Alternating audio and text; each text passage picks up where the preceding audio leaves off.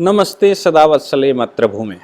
उत्तर प्रदेश, हम सब जान ही रहे हैं कि उत्तर प्रदेश के यशस्वी मुख्यमंत्री माननीय योगी आदित्यनाथ जी भविष्य के प्रधानमंत्री भी हैं और हिंदुस्तान ही नहीं पूरा देश उनकी तरफ आशा भरी निगाहों से देखता है।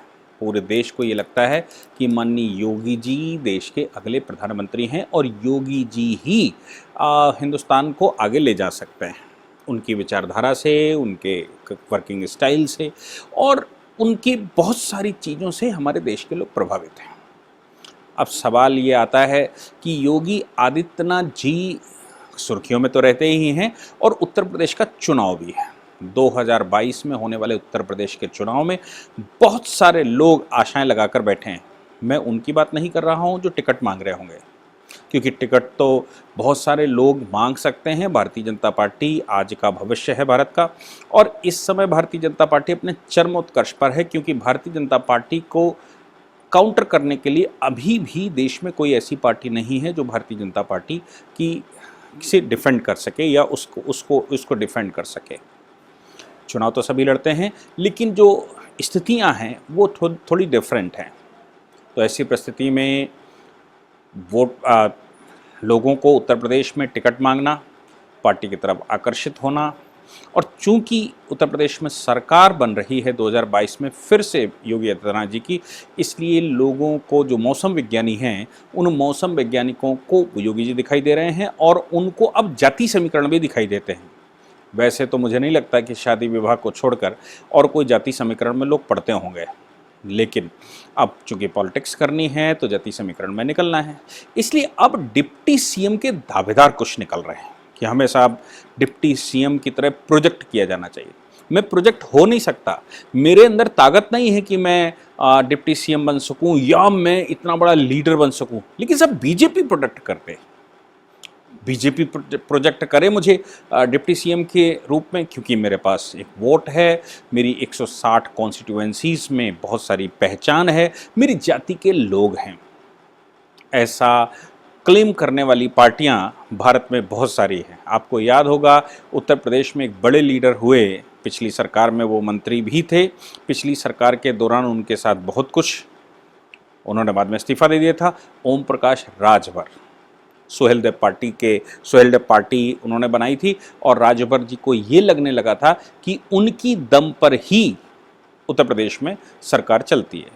उनकी जाति इतनी प्रबल है और वो जाति के लीडर हैं। जातियाँ प्रबल होती हैं, जातीय व्यवस्था भारत में है, जातियों का कोई दोष भी नहीं है, लेकिन कुछ लोग अपने आप को जाति समीकरण में जातियों का नेता मान लेते हैं।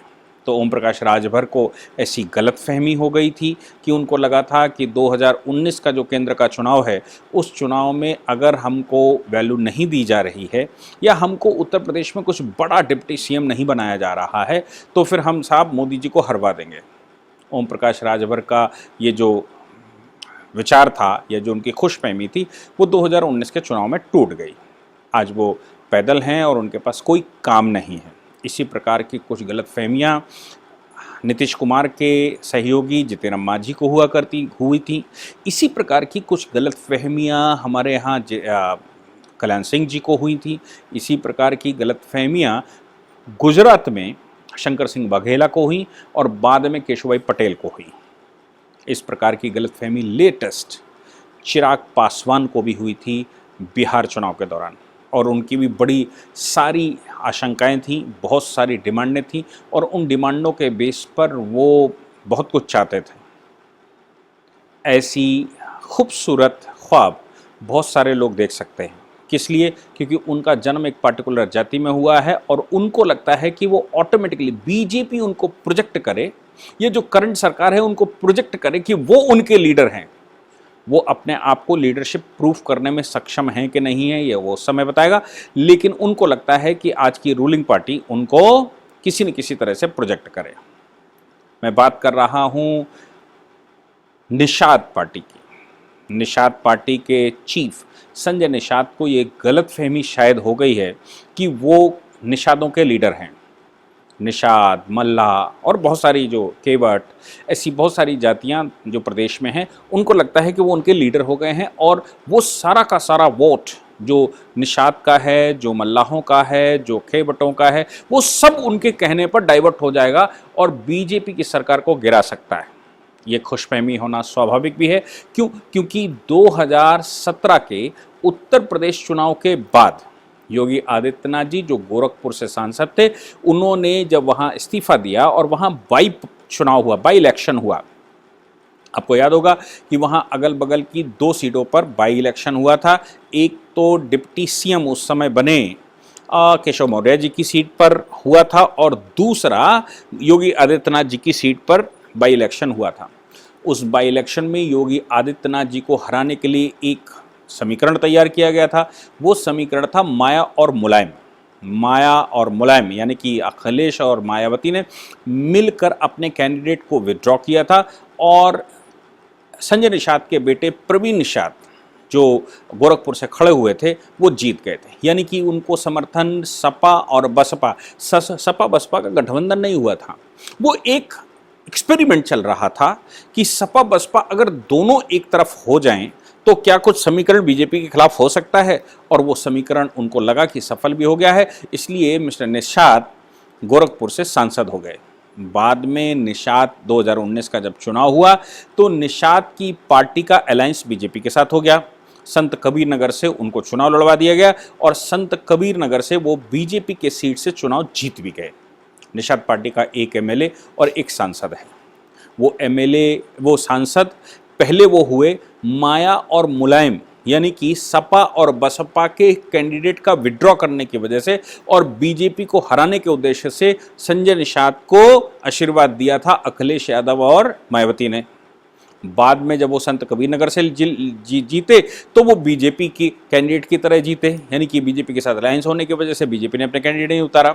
और वो जो पहली गलतफहमी 2017 की हुई थी, उस गलतफहमी की वजह से माया और मुलायम एक साथ, माया और अखिलेश एक साथ आ गए। बुआ बउआ ने मिलकर 2019 का चुनाव लड़ा। उनको लगा कि पहले जो प्रवीण निषाद जीते थे वो हमारी वजह से जीते थे, तो दोनों ही समीकरण ठीक कम ज़्यादा हो सकते हैं। हालांकि प्रवीण निषाद ने नुकसान ज़्यादा करवा दिया सपा और बसपा का। सपा और बसपा जब मिलकर चुनाव लड़ी उत्तर प्रदेश में 2019 का, तो फिर सपा और बसपा दोनों का ही अंडा गोल हो गया और परिणाम ये निकला कि सपा और बसपा का गठबंधन अस्वाभाविक गठबंधन था जो टूटना ही था।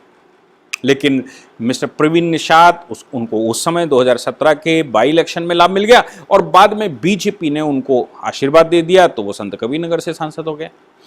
2019 की सांसदी के बाद उनको ख्वाब देखना स्वाभाविक था। संजय निषाद को ये लगने लगा कि अब वो अपनी दम पर चुनाव जीत सकते हैं। मैं पहले भी कह रहा हूं कि अगर सपा बसपा ने उस समय भी कैंडिडेट विड्रॉ न किया होता, कैंडिडेट उतारा होता तो संजय निषाद का पार्टी का कोई हश्र होने वाला था। वो अपनी जाति का वोट नहीं ले सकते, अपने परिवार के भी वोट ज़्यादा नहीं इकट्ठे कर सकते, वो कैसे चुनाव लड़ते। लेकिन अभी उन्होंने क्लेम कर दिया है। कल वो पहले जेपी नड्डा जी से मिले, अमित शाह जी से मिले और फिर चीफ मिनिस्टर और कैबिनेट से मिले। क्लेम किया उन्होंने कि साहब हमको डिप्टी सीएम की तरह प्रोजेक्ट करना चाहिए, मुझे डिप्टी सीएम की तरह प्रोजेक्ट कर दो तो मैं मल्हा, निषाद और केवट सभी के वोट बीजेपी में डलवा दूंगा। और ये बीजेपी को पता ही होना चाहिए कि हमारे पास 160 कॉन्स्टिट्यूएंसीज में वोट है। मैं समझ नहीं पाया कि जिस व्यक्ति के पास अपना संगठन अपनी कॉन्स्टिट्यूएंसी में ना हो, जो अपनी कॉन्स्टिट्यूएंसी अपनी पार्टी के सिंबल पर ना जीत सके, उसके पास 160 कॉन्स्टिट्यूएंसीज में सीट में कैंडिडेट कैसे आ गए और कैसे वो मल्लाहों के, निषाद और केवटों के वो यूनानिमस लीडर हो गए। इन जातियों के लीडर तो ऑलरेडी नरेंद्र मोदी जी हैं, इन जातियों के लीडर तो मायावती हैं, लेकिन निषाद के लीडर वो कैसे, कब, कहाँ और किस ख्वाब में बन गए, ये मैं समझ नहीं पाया। लेकिन भाई ख्वाब तो ख्वाब हैं। इसलिए संजय निषाद ने क्लेम कर दिया कि साहब बीजेपी हमको डिप्टी सीएम की तरह उत्तर प्रदेश में प्रोजेक्ट करे और जब वो डिप्टी सीएम की तरह प्रोजेक्ट कर देगी तो निश्चित रूप से बीजेपी को जिता देंगे। ऐसा लगता है कि जैसे 2014 का चुनाव भी उनके दम पर ही जीती थी बीजेपी उस समय, ऐसा भी लगता है कि 2017 का जो चुनाव हुआ था जिसमें उनका एक एमएलए चुनकर आया था उनके परिवार का व्यक्ति, वो भी बीजेपी उनकी दम पर जीती थी। जबकि उस समय ना ही बीजेपी का उनके साथ अलायंस था, न किसी अन्य पार्टी का अलायंस था। वो तो समीकरण ऐसे थे 2019 के बाई इलेक्शन में, 2017 के बाई इलेक्शन में, कि योगी आदित्यनाथ जी को इस्तीफा देना पड़ा और प्रवीण निषाद संजय निषाद की पार्टी से उतर गए और वो वहां पर सपा और बसपा ने समर्थन दे दिया और छोटी कांग्रेस ने समर्थन दे दिया। केवल बीजेपी वर्सेस ये सब पार्टियों का चुनाव हो गया।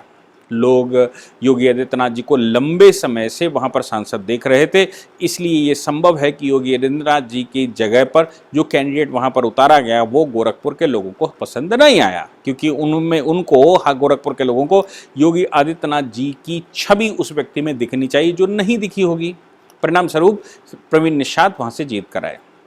अब प्रवीण निषाद, संजय निषाद ने ये घोषणा बाहर करके की कि मुझे सीएम नहीं बनाना चाहते तो मत बनाओ, यानी कि उनके ख्वाब अभी सीएम और पीएम बनने के भी हैं कि मुझे सीएम और पीएम तो मत बनाओ, लेकिन मुझे डिप्टी सीएम तो बनाओ। अब सवाल ये आता है कि उत्तर प्रदेश में इतनी सारी जातियां हैं या देश में इतनी सारी जातियां हैं, हर जाति के लीडर को कैसे डिप्टी सीएम बनाया जा सकता है। उन्होंने ये भी कहा कि भाई सीएम और डिप्टी सीएम या सीएम बनने के लिए भारत में हर एक कास्ट के व्यक्ति को सीएम होना चाहिए, हर एक कास्ट के व्यक्ति को मौका मिलना चाहिए कि वो चीफ मिनिस्टर की तरह बिहेव करे या चीफ मिनिस्टर बन सके। तो मुझे चीफ मिनिस्टर में नहीं प्रोजेक्ट कर सकते क्योंकि बाबा जी के सामने उनकी हैसियत नहीं है, तो मुझे डिप्टी चीफ मिनिस्टर की तरह प्रोजेक्ट करिए। उत्तर प्रदेश का चुनाव एक अच्छा चुनाव है और जैसे मैंने कहा कि ओम प्रकाश राजभर, चिराग पासवान, शंकर सिंह बघेला और उस समय केशव पटेल या बिहार में कुछ लोगों को जीतनराम मांझी को ये ख्वाब आ गया था और उसके बाद कल्याण सिंह को भारत में उत्तर प्रदेश में भी ये ख्वाब आ गया था कि वो अपनी जाति के लीडर हैं और उनकी जातियों के आधार पर वो कर सकते हैं। देखिए, अब भारत जातियों के कलंक से बाहर आ चुका है।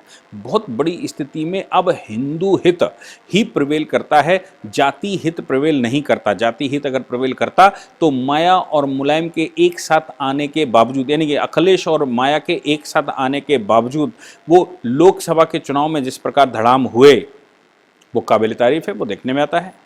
और इन लोगों के साथ साथ चुनाव लड़ने के बावजूद या इन लोगों की जाति समीकरण होने के बावजूद, Muslim vote bank, Yadav vote bank, पिछड़ा वोट बैंक, सब कुछ अखिलेश के साथ होने के बावजूद दोनों मिलकर भी बीजेपी को नहीं बांध पाए। और अब ओम प्रकाश राजभर का हाल हमने देखा, अब हमने संजय निषाद को देखने वाले। तो संजय निषाद, मुझे लगता है कि जब किसी को पॉलिटिकल छुट्टी करवानी होती है अपनी, तो उसको इस तरह की बातें याद आती हैं और इस तरह की बातें याद करके उसको लगता है कि मैं बन सकता हूं, लेकिन मुझे लगता है कि वो अपनी छुट्टी राजनीति से करवाने के लिए बड़े आतुर हो रहे हैं। हाँ, वो कहते हैं कि मुझे रिप्रेजेंटेशन काउंसिल ऑफ मिनिस्टर में दो, मेरी पार्टी को रिप्रेजेंटेशन आप सरकार में दीजिए, मेरी पार्टी को रिप्रेजेंटेशन हाउस में होना चाहिए, ताकि हम अपने लोगों की या जो मेरी पीड़ा है वो मैं पीड़ा बता सकूं। लेकिन वो सीएम बनना चाहते हैं, डिप्टी सीएम इतनी ज़्यादा महत्वाकांक्षी लोगों को कैसे मोबिलाइज किया जाएगा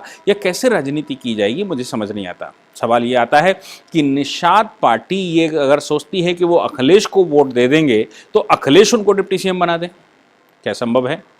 उनको लगता है कि वो अति पिछड़ा है तो मायावती उनको डिप्टी सीएम बना दें, क्या संभव है? उनको लगता है कि कांग्रेस का सपोर्ट कर दें तो कांग्रेस उनको सीएम बना दे, क्या ऐसा संभव है? तो फिर वो बीजेपी के साथ ही ऐसी उम्मीद क्यों लगा कर बैठे हैं कि उनको लगता है कि उनको डिप्टी सीएम बनाया जा सकता है? मुझे लगता है कि पहले उनको मैच्योर पॉलिटिशियंस की तरह मैच्योरिटी चाहिए। उनकी जाति, अगर वो कहते हैं मैं जाति का लीडर हूं, तो पहले उनकी पूरी जाति के द्वारा उनको अपना लीडर स्वीकार किया जाना चाहिए। अगर वो उनकी जाति के पहले यूनिमस लीडर स्वीकार किए जाते हैं तो उसके लिए उनको सेपरेटली ये सिद्ध करना पड़ेगा कि उनके पास उनकी जातियों का वोट है और उनकी जाति उनको यूनिमस लीडर मानती है। मैं तो ये मानने वाला हूँ कि जाति समीकरण देश में समाप्त होना चाहिए, जातियों के आधार पर झगड़े समाप्त होना चाहिए, जातियों के आधार पर रिजर्वेशन से लेकर और जितने प्रकार की पार्शियलिटी इम्पार्शियलिटी होती है वो सब समाप्त करते हुए नए सिरे से नए एवेल्युएशन करते हुए ही देश की राजनीति चलनी चाहिए।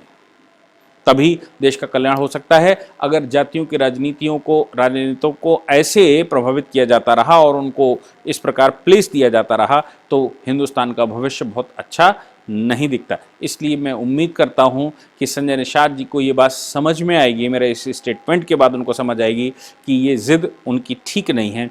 अगर उन्होंने ज़्यादा जिद की तो ऐसा ना हो कि वो ओम प्रकाश राजभर की तरह जिद्दी हो जाएं। तो जैसे ओम प्रकाश राजभर को लगता था कि उनकी जाति के आधार पर उनको डिप्टी सीएम बनाया जाना चाहिए और बीजेपी ने बाद में उनको नमस्ते करते हुए बिल्कुल टीम से ही बाहर कर दिया या वो स्वयं बाहर हो गए, वैसा कहीं संजय निषाद जी के साथ ना हो। इसलिए अब डिप्टी सीएम की जिद छोड़कर देश की तरक्की, लोगों की तरक्की, प्रदेश का विकास और प्रदेश के आगे संभावित प्रदेश को अग्रणी प्रदेश बनाना, विश्व लेवल पर प्रदेश को इस प्रकार स्थापित करना कि पूरा विश्व कहे कि हिंदुस्तान में जाना है तो उत्तर प्रदेश में जाना है, वैसी कुछ गतिविधियों में शामिल होना चाहिए। देश के विकास में योगदान करना चाहिए। योगी जी के साथ कंधा से कंधा मिलाकर काम करने की रणनीति और प्रण होना चाहिए। लेकिन डिप्टी सीएम या सीएम बना दो, ऐसा मुझे लगता है कि ये वो स्वयं अपने साथ नाइंसाफ़ी कर रहे हैं। तो ऐसा ना हो कि वो ओम प्रकाश राजभर की ही लाइन पर चल पड़ें और बाद में उन्हीं की तरह नुकसान हो जाए। Thank you very much.